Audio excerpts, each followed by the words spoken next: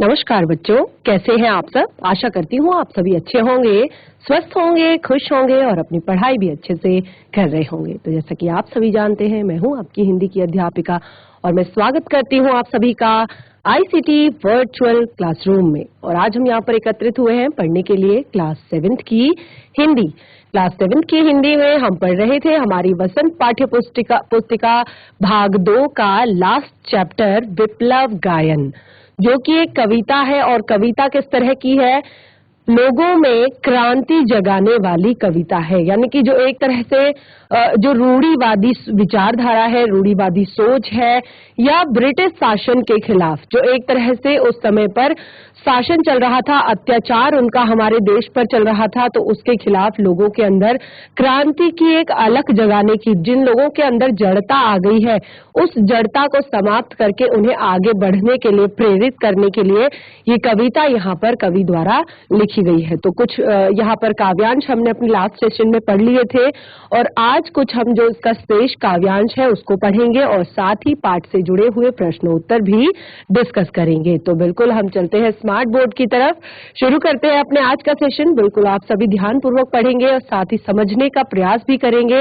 Last chapter है तो इसके प्रश्न उत्तर भी आप जरूर नोट डाउन करेंगे।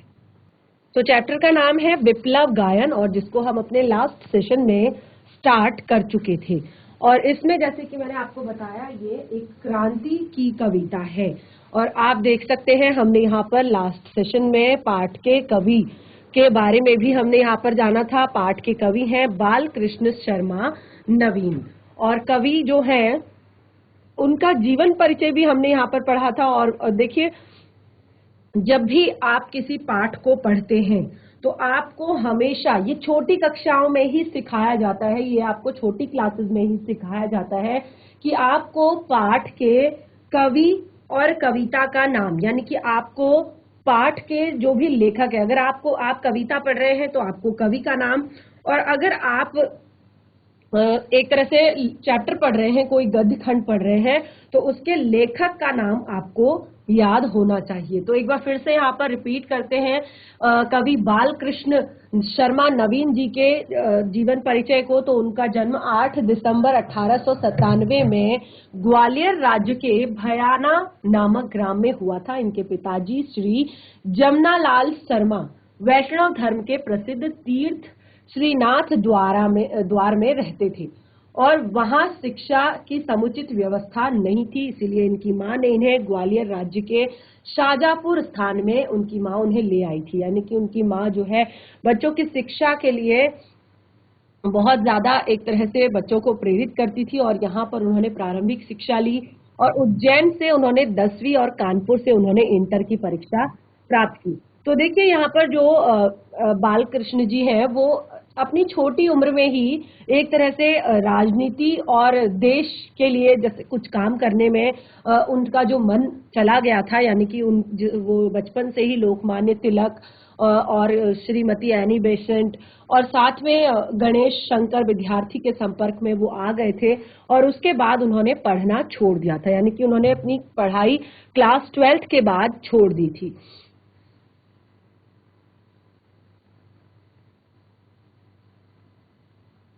और उसके बाद आगे फिर उन्होंने अपने जीवन में बहुत सारी चीजें अपने जीवन में की। उनकी भेंट वहां पर जब वो कांग्रेस के अधिवेशन में गए थे सन 1916 में, तो वहां पर उनकी भेंट किससे हुई? माखन लाल चतुर्वेदी जी, जो हमारे बहुत अच्छे कवि हैं, मैथिली शरण गुप्त जी और गणेश शंकर विद्यार्थी से हुई। और उसके बाद उन्होंने यहाँ से फिर उन्होंने अपनी जो एक पढ़ाई जो है उसके बाद उन्होंने छोड़ दी, और उसके बाद वो बाद में कानपुर आकर क्राइस्ट चर्च कॉलेज में पढ़ने लगे। यानी कि वहां से उन्होंने अपनी 12th की।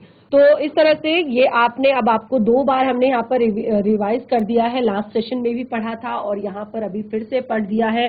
तो अब आपको काफी कुछ चीजें यहाँ पर क्लियर हो गई होंगी बालकृष्ण शर्मा जी के विषय में। और अब हम शुरू करते हैं अपना पहला काव्यांश। इसको रिवाइज कर लेते हैं, क्योंकि मैंने आप लोगों को बताया था कि लास्ट सेशन में हमने पढ़ा है, लेकिन हम रिवाइज करेंगे तभी आप अगले काव्यांश को कनेक्ट कर पाएंगे। चलिए, तो पहला जो काव्यांश है, पहला जो कालांश है वो इस तरह का है।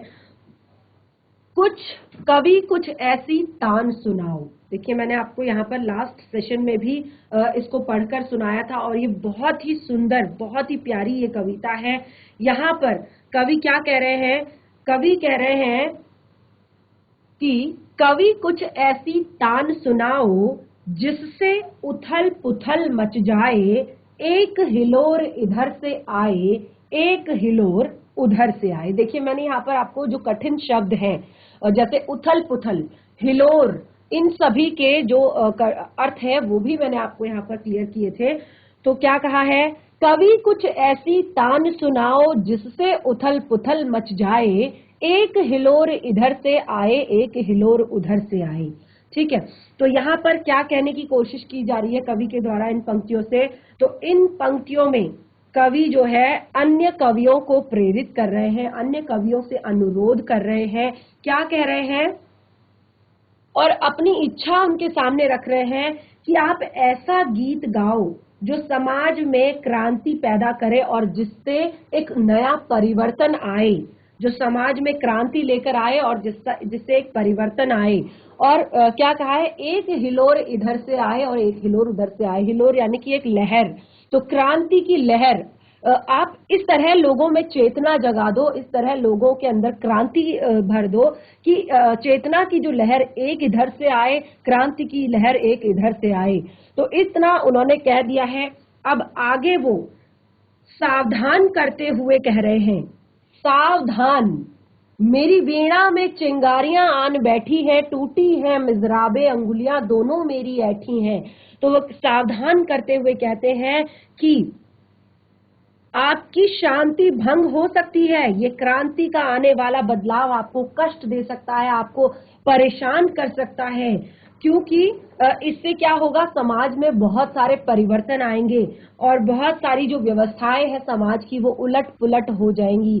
तो इसके लिए कह रहे हैं कि सावधान मेरी वीणा में चिंगारियां आन बैठी हैं, यानी कि उन्होंने इतना भयंकर जो है क्रांति लोगों के अंदर जगाई है, इतना भयंकर क्रांति का गीत उन्होंने गाया है कि उनकी जो वीणा है उसकी मिजराबे यानी कि उसकी जो तारें हैं वो टूट गई है और उनकी उंगलियों में ऐंठन उत्पन्न हो गई है। तो देखिए यहाँ पर बहुत ही सुंदर भावार्थ भी हमने इसका लास्ट सेशन में पढ़ा था। तो देख सकते हैं आप, कुछ कठिन शब्दों के अर्थ मैंने आपको यहाँ पर बताए थे। जैसे तान का अर्थ होता है लय या स्वर, उथल पुथल का अर्थ होता है ऊपर नीचे होना या पूरी तरह से परिवर्तित हो जाना, पलट जाना। हिलोरे का अर्थ होता है लहरें, मिजराबे वीणा की तारों को छोड़ने के लिए जो उंगलियों में पहने जाने वाला छल्ला होता है जिससे वीणा की तारें बजती हैं। तो यहाँ पर हमने कुछ कठिन शब्द पढ़े थे और साथ ही कविता का भावार्थ भी हमने पढ़ा था। तो देखिए यहाँ पर मैंने आपको क्लियर कर दिया है ये जो भावार्थ है। साथ में यहाँ पर आप नोट करना चाहें तो इस भावार्थ को नोट कर सकते हैं। लास्ट सेशन में भी आपको डिस्कस किया था ये कि इस कविता में कवि अपने कवियों से अनुरोध कर रहे हैं, अन्य कवियों से अनुरोध कर रहे हैं कि हे कवियों, तुम ऐसा गीत सुनाओ कि जिससे सारे जनमानस के हृदय में क्रांति का भाव उत्पन्न हो जाए। कवि अत्याचारियों को चेतावनी देते हुए कहते हैं, सावधान मेरी वीणा में चिंगारियां आ बैठी हैं, अत्यधिक कर्कश गान के कारण वीणा की तारें टूट गई हैं, मिजराबें टूट गई हैं और जिस कारण मेरी उंगलियों में अकड़न पैदा हो गई है और मैं ऐसे गीतों को गा रहा हूँ, ऐसे गीतों को बजा रहा हूँ जिससे कि मैं इस सोई हुई जनता को जागृत कर सकूं। मेरे गायन व तानों में क्रांति के स्वर हैं और क्रांति के ही गीत हैं। अब चाहे जो कुछ हो जाए, मैं लोगों के अंदर चेतना का विकास कर कर रहूंगा। तो इस तरह से यहाँ पर पहला काव्यांश हमारा क्लियर हुआ था और यहाँ पर कुछ प्रश्न भी आप लोगों के साथ मैंने डिस्कस किए थे। तो अब मुझे नहीं लगता कि किसी को भी कवि और कविता के नाम से कोई प्रॉब्लम यहाँ पर होगी कि कवि और कविता का नाम क्या है। तो देखिए यहाँ पर कवि का नाम है, कवि और कविता का नाम लिखो। अगला प्रश्न है, कवि से कैसी तान सुनाने के लिए कहा जा रहा है और कवि की वीणा में से कैसा स्वर निकल रहा है।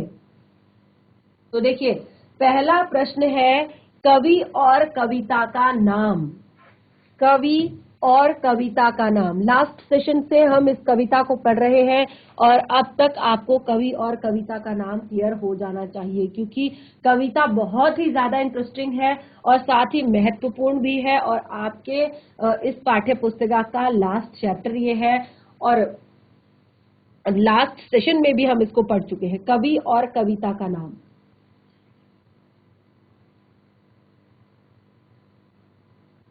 तो कवि का नाम यहाँ पर है, आप सभी इसको अपनी कॉपी में नोट डाउन करेंगे, बाल कृष्ण शर्मा नवीन। ठीक है, कवि का नाम। कविता का नाम विप्लव गायन। और प्रश्न है, कवि से कैसी तान सुनाने की बात की जा रही है? कवि से ऐसी तान सुनाने की बात की जा रही है कि जिससे लोगों में चेतना का विकास हो, लोगों के अंदर एक नई चेतना जागृत हो, लोगों के अंदर एक तरह से लोगों के अंदर जो रूढ़िवादियां हैं या जो अत्याचार है उनके खिलाफ क्रांति आ जाए लोगों के अंदर, ऐसी तान सुनाने को कहा जा रहा है। कवि की वीणा में से कैसे स्वर निकल रहे हैं? तो कवि की वीणा में से क्रांति के स्वर निकल रहे हैं। ठीक है, बहुत ही ज्यादा सरल है और इजी से है ये। केवल और केवल यहाँ पर इसलिए आपको दिए गए हैं ये 3 प्रश्न ताकि आप जितना आपने काव्यांश पढ़ा है उसको समझ सके।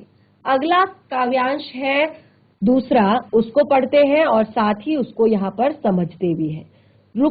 कंठ रुका है महानाश का, कारक गीत रुद्ध होता है, आग लगेगी क्षण में हृतल में, अब शुद्ध युद्ध होता है। झाड़ झंखाड़ दग्ध है, झाड़ झंखाड़ दग्ध है, इस ज्वलंत गायन स्वर के, रुद्ध गीत की क्रुद्ध तान है, निकली मेरे अंतरतन से। तो देखिए बहुत ही सुंदर पंक्तियां हैं। अब यहाँ पर कवि अपनी इन पंक्तियों से क्या कह रहे हैं कि मेरे गीत से पैदा हुए जो हालात हैं, यानी कि कंठ रुका है महानाश का, कारक गीत रुद्ध होता है। रुद्ध अर्थात रुंध गया है, मेरा गला जो है महाविनाश, एक तरह से जैसा मेरे गीत की वजह से जो पैदा हुए हालात हैं, मेरे गीत की वजह से जो एक तरह से महानाश जो होने वाला है, क्योंकि कुछ ना कुछ परिवर्तन तो होगा ही, कुछ ना कुछ चेंजेस तो आएंगे ही, तो महाविनाश का गला जो है वो रुद्ध हो गया है और उसने मृत्यु का गीत गाना रोक दिया है। आग लगेगी क्षण में हृतल में। तो क्या कहते हैं यहाँ पर? अब कहते हैं जितने भी यहाँ से जितनी भी समाज में बुराइयां हैं, आग लगेगी क्षण में हृतल में, अब शुद्ध युद्ध होता है। यानी कि जितनी भी समाज में बुराइयां हैं, जितने भी समाज में एक तरह से अव्यवस्थाएं हैं, जितने भी समाज में एक तरह से रूढ़िवादियां हैं, उनके प्रति जितना रोष है, उस रोष की ज्वाला से क्या होगा? एक तरह से हर चीज जलकर क्या हो जाएगा? हर चीज जलकर राख हो जाएगा। आग लगेगी क्षण में हृतल में, अब शुद्ध युद्ध होता है। शुद्ध यानी कि जो बिल्कुल क्रोध से भरा हुआ जो युद्ध है वो होगा। झाड़ झंखाड़ दग्ध है, यानी कि जितनी भी कुरीतियां हैं, जितने भी ढोंग पाखंड हैं, ये सब पल भर में नष्ट हो जाएंगे इस ज्वलंत गायन के स्वर से। रुद्ध गीत की क्रुद्ध तान है, निकली मेरे अंतर तन से। और इसके लिए जो मेरी क्रुद्ध तान है वो मेरे अंतर तन से निकली हुई है। देखिए ये भी मैंने आपको यहाँ पर क्लियर किया था और बहुत सारे कठिन शब्द यहाँ पर आपको बताए थे। जैसे कंठ का अर्थ होता है गला, महानाश अर्थात पूरी बर्बादी, मारक अर्थात मारने वाला, रुद्ध अर्थात रुका हुआ, हृतल अर्थात हृदय, दग्ध अर्थात जला हुआ, क्रुद्ध क्रोध में, अंतर यानी कि हृदय से, शुद्ध यानी कि कुपित, क्रोध से भरा हुआ। ठीक है, तो इसका भावार्थ भी हमने यहाँ पर क्लियर किया था आपको। कवि क्या कह रहे हैं? कवि कह रहे हैं कि पहले मेरे कंठ ऐसे गीतों को गाने के लिए रुका हुआ था। क्या कहा यहाँ पर? कंठ रुका है महानाश का, यानी कि मेरा पहले जो मेरा कंठ था वो रुका हुआ था इस महानाश के लिए, क्योंकि मैं ये सोच रहा था कि शायद सब ठीक हो जाएगा। मारक गीत रुद्ध होता है, यानी कि मेरा जो मारक गीत था वो रुका हुआ था, क्योंकि मैं सोचता था कि स्थिति शायद जल्दी ठीक हो जाएगी, और इसीलिए मैं ऐसे गीतों को नहीं लिख पाता था, ऐसे गीतों को नहीं कह पाता था। लेकिन क्या हुआ, इस शासन के इस बढ़ते अत्याचार ने मेरे इस सोच को बदल दिया, मेरे इस भाव को समाप्त कर दिया। यानी कि मैं समझने लगा हूं कि अब चुप रहने से कुछ नहीं होगा, अब तो क्रांति लानी ही पड़ेगी, अब चुप रहने से कुछ नहीं होगा। तो अब वो कहते हैं मैंने निश्चय कर लिया कि मैं क्रांति के गीत लिखूंगा, और इस देश की जनता में आग लगेगी चारों तरफ, यानी कि देश की जनता के अंदर क्रांति की अलख जरूर जगेगी, क्रांति की अलख जरूर जगेगी, और ये अलख चारों ओर हाहाकार मचा देगी। अब तो शुद्ध, क्या कहा है, अब शुद्ध युद्ध होता है, यानी कि कुपित लोगों के द्वारा, क्रुद्ध लोगों के द्वारा अब शुद्ध युद्ध होता है, तो शुद्ध युद्ध होता है। तो एक तरह से अब भयंकर युद्ध की स्थिति निश्चित है। आगे कहते हैं कि झाड़ झंखाड़ दग्ध है इस ज्वलंत गायन स्वर के, यानी कि मेरे जो क्रांति के गीत इतने ज्यादा शक्तिशाली हैं कि इससे निकलने वाले जितने भी स्वर हैं, उस स्वरों से जो छोटे मोटे झाड़ झंकार यानी कि जितनी भी कुरीतियां, जितनी भी रूढ़िवादियां, जितनी भी व्यर्थ की परंपराएं जो चली आ रही है, जो समाज को पीछे ढकेल रही है, जो समाज को आगे बढ़ने नहीं दे रही है, जो समाज को क्रांति नहीं करने दे रही है, इनको मैं पल भर में क्या कर दूंगा, नष्ट कर दूंगा। झाड़ झंखाड़ दग्ध है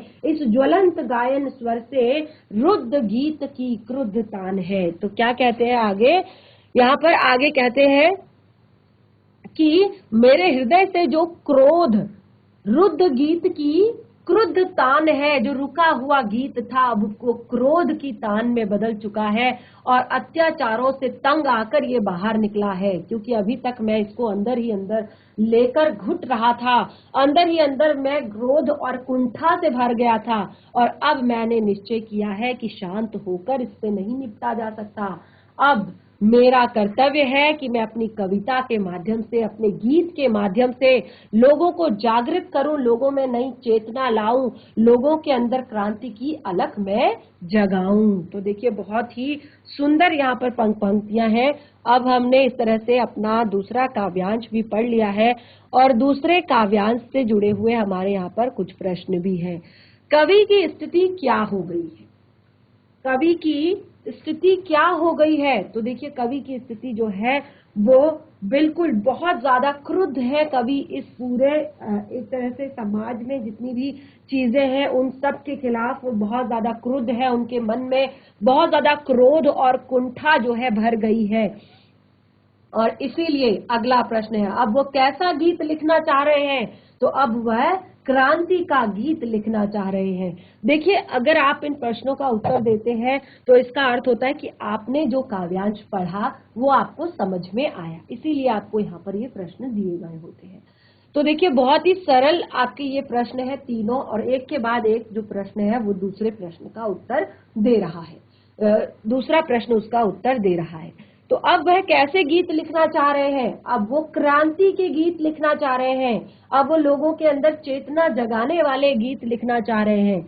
अब वो देखिए अगला प्रश्न है इसी से जुड़ा हुआ, क्रांति के गीत से क्या होगा? तो क्रांति के गीत से लोगों के अंदर चेतना आएगी, जो रूढ़िवादी सोच, जो रूढ़िवादी परंपराएं, जो रूढ़िवादी स्थितियां लाखों वर्षों से, हजारों वर्षों से चल रही थी, जिसके कारण हम पीछे होते जा रहे थे आगे बढ़ने के बजाय, यानी कि स्थिति वहीं पर थी, हम और ज्यादा घुट रहे थे, वो सारी जो रूढ़िवादियां हैं वो समाप्त हो जाएंगी। यानी कि कहीं ना कहीं लोगों के अंदर थोड़ी सी चेतना तो जगेगी, थोड़ा सा एक तरह से उनके अंदर की जड़ता तो समाप्त होगी।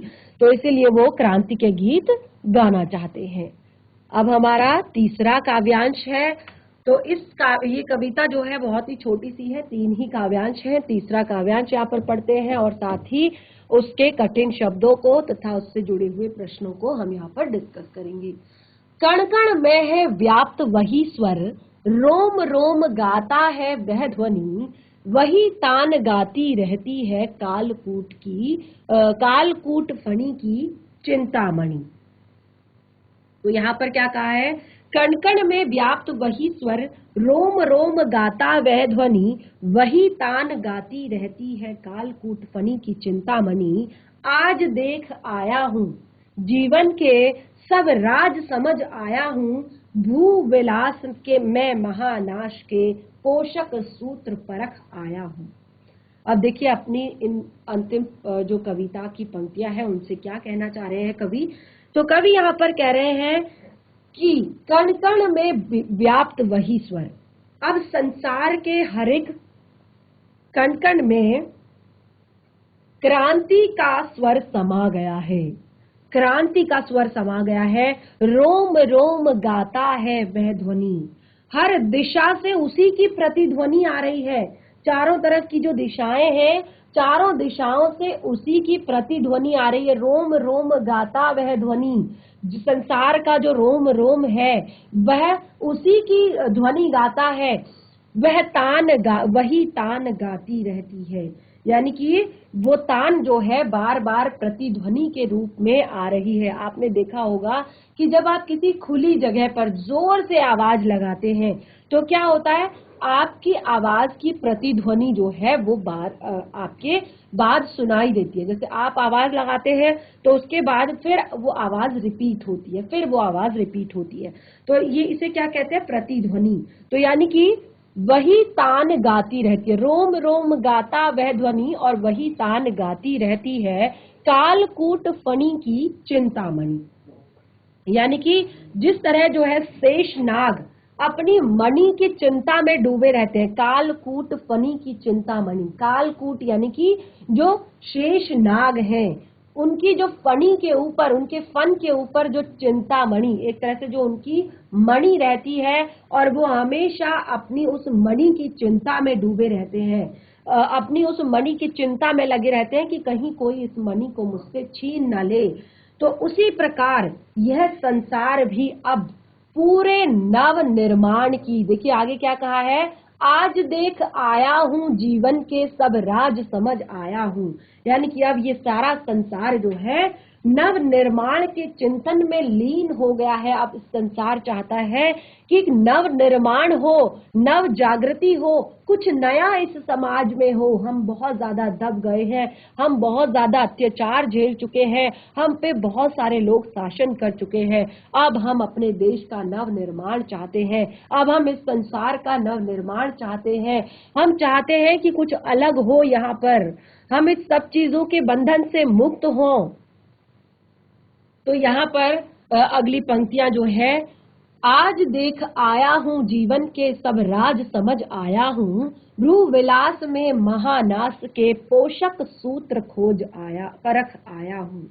तो अगली पंक्तियों में कवि कहते हैं कि अब मैं यह जानता हूँ कि बदलाव के बाद इस समाज में कैसी परिस्थितियां होंगी। यानी कि अब मैं जीवन के सारे राज समझ गया हूँ कि अब जब परिस्थितियां चेंज होंगी, जब बदलाव आएगा तो उस समय समाज में कैसी स्थितियां पैदा होंगी।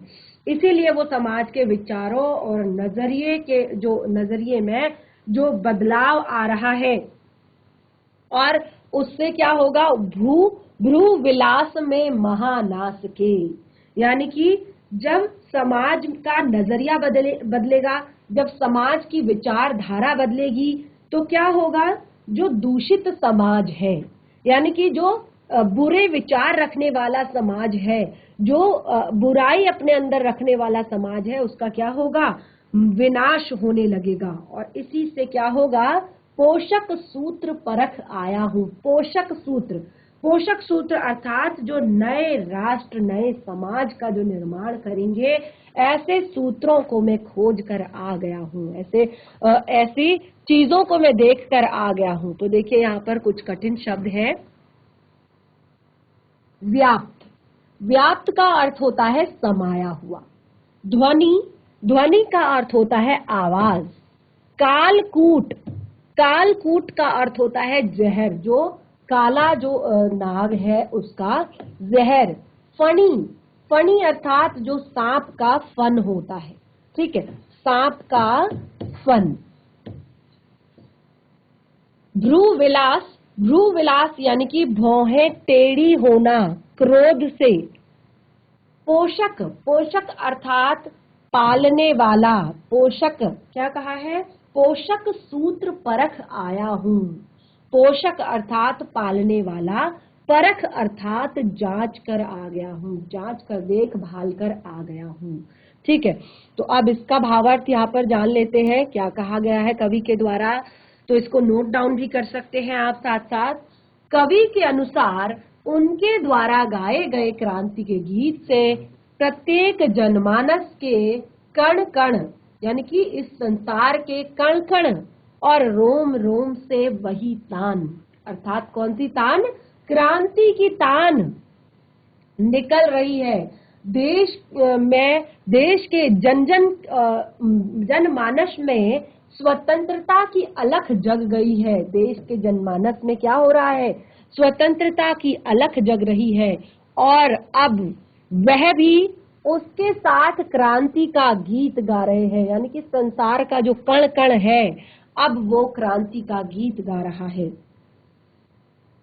और वो कहते हैं पृथ्वी को धारण करने वाले शेष नाग जो हैं, जो जिन्होंने पृथ्वी को धारण कर रखा है, जो शेष नाग जो है ही नहीं बल्कि उनके सर पर जो जड़ित चिंतामणि भी है, यानी कि उनके सर पर जो चिंतामणि जड़ी हुई है, अब जिस तरह से उनको चिंता लगी है अपनी इस मणि की, इससे पूरा एक तरह से वो भी इससे प्रभावित हो रही है। तो यानी कि जिस तरह से पूरा संसार, अब पूरा जो देश है, अब वो अपनी आजादी के लिए, अब वो अपनी स्वतंत्रता के लिए, अब वो एक तरह से अपने स्वतंत्र होने के लिए जिस प्रकार से वो सोच रहे हैं, वो चिंता में डूबे हैं, वो काम कर रहे हैं, बिल्कुल उसी प्रकार यहाँ पर भी शेष नाग भी उसी तरह से अपनी मणि की चिंता में डूबे हैं। कवि कहते हैं मैंने प्रकृति के रहस्य को अब देख लिया है, सब कुछ मैं समझ चुका हूँ। महाविनाश के अंदर ही सृजन का सूत्र होता है, यानी कि जब भी महाविनाश होगा, महाविनाश के अंदर ही, लास्ट पंक्तियां क्या कही हैं कवि ने? लास्ट पंक्तियां यहाँ पर कही है, आज देख आया हूँ जीवन के सब राज समझ आया हूँ, भ्रू विलास के महानाश में पोषक सूत्र परख आया हूँ। यानी कि जब भी महाविनाश होगा, देखिए हमारी पृथ्वी का पर जब महाविनाश हुआ, जब हमारी पृथ्वी में उलट पुलट हुई, सारी चीजें बदली, उसके बाद ही तो नई पृथ्वी का निर्माण हुआ। हमने पढ़ा था ये सारी चीजें, किस तरह से हमारी पृथ्वी का निर्माण हुआ। तो ये जब भी भू विनाश होता है, जब भी महाविनाश होता है, जब भी कुछ चीजें खत्म होती है, तो उसी के अंदर ही सृजन का एक नया सूत्र होता है, यानी कि वहीं से नई पृथ्वी का सृजन भी होता है, वहीं से नई पृथ्वी भी बनती है। अर्थात विकास के लिए जो पुरानी परंपराएं हैं, जो रूढ़िवादियां हैं, और एक तरह से जो अंग्रेजों के जो अत्याचार है, इन सब का विनाश करना बहुत ज्यादा जरूरी है। तभी हमारा देश विकास कर पाएगा और तभी हमारा देश आगे बढ़ पाएगा। तो देखिए यहाँ पर कुछ प्रश्न है इस काव्यांश से जुड़े हुए। कण कण में कौन सा स्वर व्याप्त है? पहला प्रश्न है, कण कण में कौन सा स्वर व्याप्त है? तो देखिए कण कण में आपके क्रांति का स्वर व्याप्त है। कण कण में कौन सा स्वर व्याप्त है? कण कण में क्रांति का स्वर व्याप्त है। यहाँ पर लिख सकते हैं आप इसके उत्तर में, कण कण में क्रांति का स्वर व्याप्त है। अगला प्रश्न है, कवि को जीवन का राज समझ आ गया है। क्या समझ आया है कवि को? जीवन का क्या राज समझ में आया है कवि को?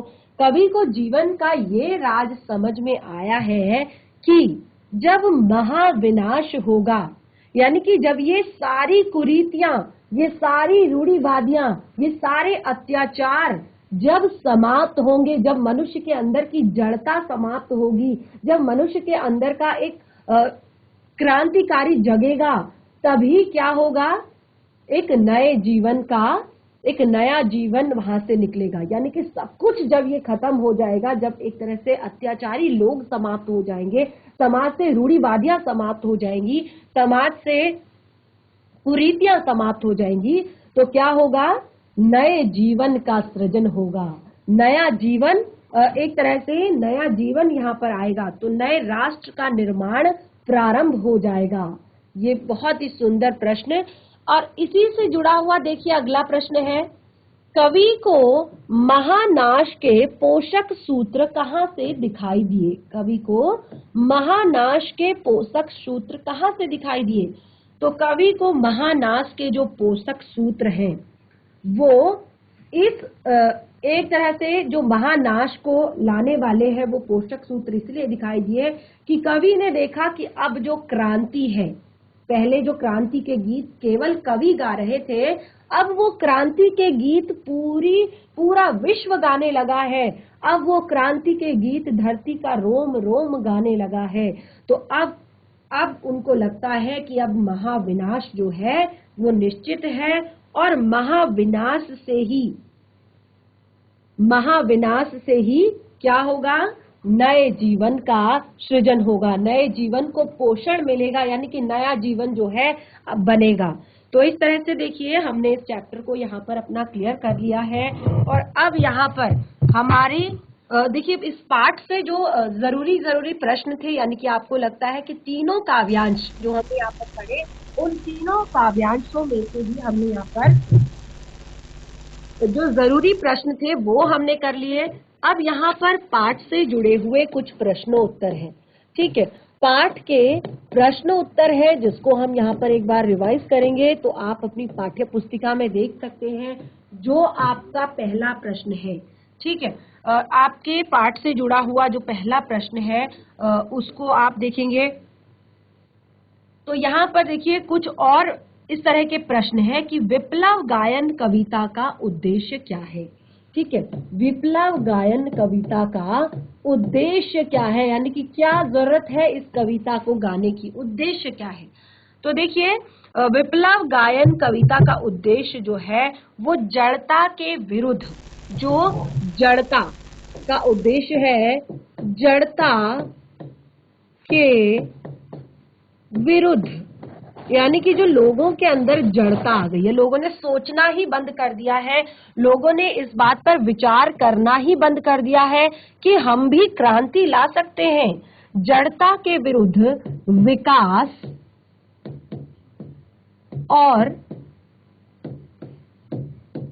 जड़ता के विरुद्ध विकास और गतिशीलता की कविता है। क्या है? विकास और गतिशीलता की कविता है।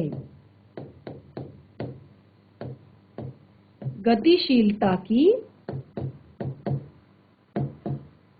कविता है, यानी कि ये क्या कर रही है, जो इंसान के अंदर जड़ता आ गई है, ठीक है, इंसान ने सोचना बंद कर दिया है, उसने अब इसी को अपनी किस्मत मान लिया है, वो इन अत्याचारों को चुपचाप सह रहा है, इन रूढ़िवादी विचारधाराओं को चुपचाप सह रहा है और इसके खिलाफ वो कुछ आवाज नहीं उठा रहा है। तो उसी के विरुद्ध, यानी कि उसके अगेंस्ट विकास और गतिशीलता की ये कविता है, यानी कि ये विकास लाना चाहती है, ये गतिशीलता लाना चाहती है, और जो इस विकास और गतिशीलता के एक तरह से इसमें रुकावट जो पैदा कर रहे हैं उनके खिलाफ संघर्ष और नवनिर्माण, ठीक है, संघर्ष और नव निर्माण, संघर्ष और नव निर्माण करना चाहते हैं, ठीक है। तो यहाँ पर बहुत ही ये सुंदर हमारी कविता थी। हमने इससे जुड़े हुए देखिए, विप्लव गान क्यों गाना चाहते हैं, ये सारे प्रश्न जितने भी हैं यहाँ पर जरूरी आपकी पाठ्य पुस्तिका से जुड़े हुए, ये हमने यहाँ पर आपको बीच बीच में क्लियर कर दिए हैं। यानी कि अगर आपको कविता अच्छे से समझ में आ गई हो तो आप आसानी से अपने पाठ से जुड़े हुए प्रश्नों को भी हल कर सकते हैं। तो इस तरह से आज हमने यहाँ पर अपनी वसंत पाठ्य पुस्तिका भाग 2 का अंतिम जो पाठ है कविता विप्लव गायन कंप्लीट कर ली है, और बहुत अच्छे से हमने यहाँ पर कविता को समझा, साथ ही पाठ से जुड़े हुए कठिन शब्दों को भी डिस्कस किया, और पाठ में आए हुए जरूरी जो हमारे प्रश्न हैं, आवश्यक जो प्रश्न हैं, उनको भी हमने यहाँ पर डिस्कस किया। तो अब आता है पाठ से जुड़े हुए अभ्यास के प्रश्नों को करने का समय। तो आप इसको घर पर एक बार कविता को पढ़िए, साथ ही जो भी आपने भावार्थ लिखा है उसको भी एक बार रिवाइज कीजिए, तब पाठ से जुड़े हुए प्रश्नों को करने का प्रयास करें। पाठ में अगर कोई भी डाउट होता है, कोई भी परेशानी होती है किसी चीज को समझने में, तो उसको नेक्स्ट सेशन में जरूर डिस्कस करें। तो इस तरह से आज का सेशन हमारा यहीं पे समाप्त होता है। हम मिलेंगे अपने नेक्स्ट सेशन में एक नए पाठ के साथ। तब तक के लिए धन्यवाद। आपका दिन शुभ हो।